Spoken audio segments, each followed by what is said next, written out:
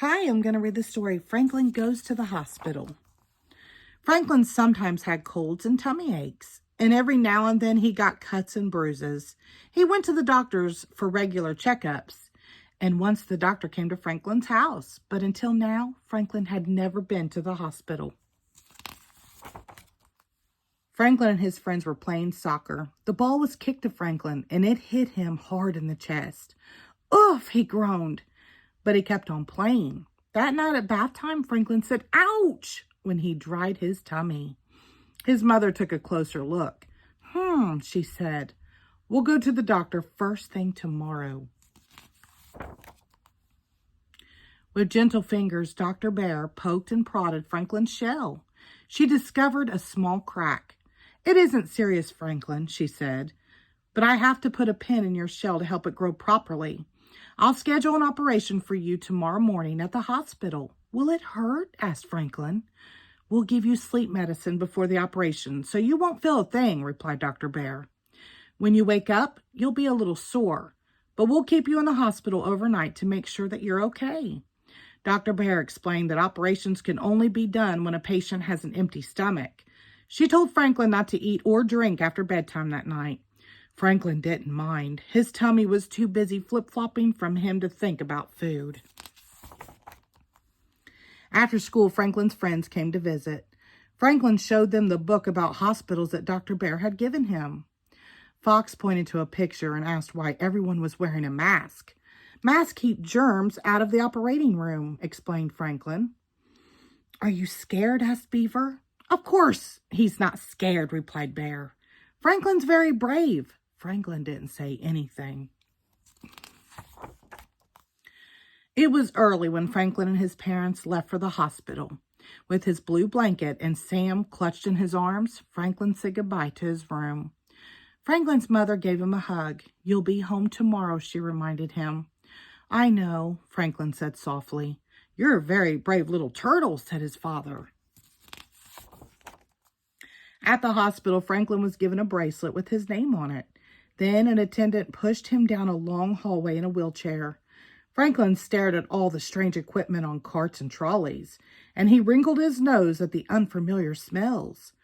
As they went around corners and through doors, Franklin kept checking to make sure that his parents were keeping up.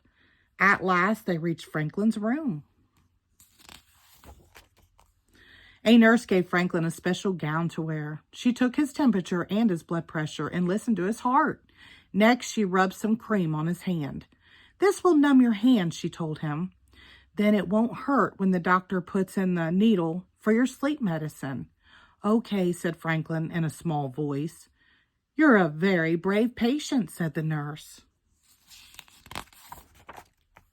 Soon the attendant came back to take Franklin to another room. Dr. Bear was waiting for him. We're going to take some x-rays, she said. I need to know exactly where to put the pin. I don't want x-rays, whispered Franklin. X-rays don't hurt, explained Dr. Bear. The machine only takes pictures of what's inside you. I know, said Franklin. He started to cry. Dr. Bear sat down beside Franklin. Please tell me what's wrong, she said. Franklin sniffled. Everybody thinks I'm brave, but I've just been pretending. X-rays will show that inside. I'm scared. Oh, Franklin, exclaimed Dr. Bear. An X-ray doesn't show fillings. It only shows shell and bones. You mean no one will know I'm afraid? Franklin asked. No one, replied Dr. Bear.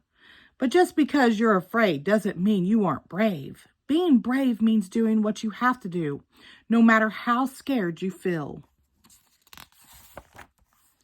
Franklin thought for a few moments. Well, I am scared to have the operation, he finally said, but I know I have to so my shell will grow big and strong. Dr. Bear smiled. That's what being brave is all about. Franklin let out a very deep sigh. I'm ready now, he said. When the x-rays were done, Franklin was taken to the waiting room. We aren't allowed into the operating room, Franklin, said his father. But we'll be with you in the recovery room when you wake up, his mother promised. Soon, Dr. Bear came to get Franklin. His mother and father kissed him and waved as he went through the doors. In the operating room, Franklin said hello to the other doctors and nurses. Dr. Bear put stickers on Franklin's chest and explained that this was how they would watch his breathing and heartbeat during the operation. Then Dr. Raccoon put the needle for the sleep medicine in Franklin's hand. It didn't hurt at all. When that was done, he asked Franklin to count backwards from 100. But I can only count backwards from 10, Franklin said. That will be just fine, said Dr. Bear. 10, 9, 8, began Franklin, and that was as far as he got.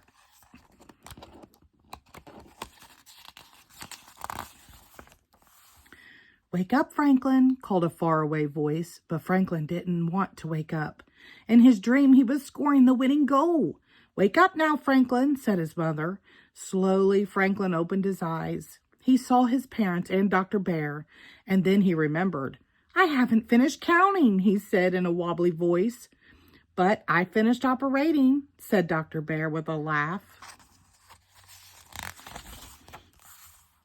2 hours later, Franklin was back in his hospital room. He walked slowly to the mirror and looked at his bandages.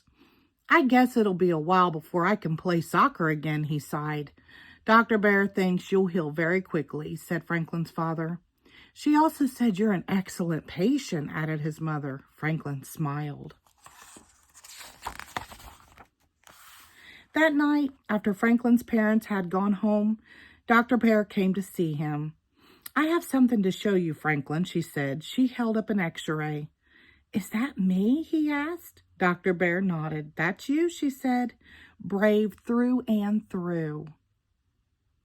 The end. Thank you.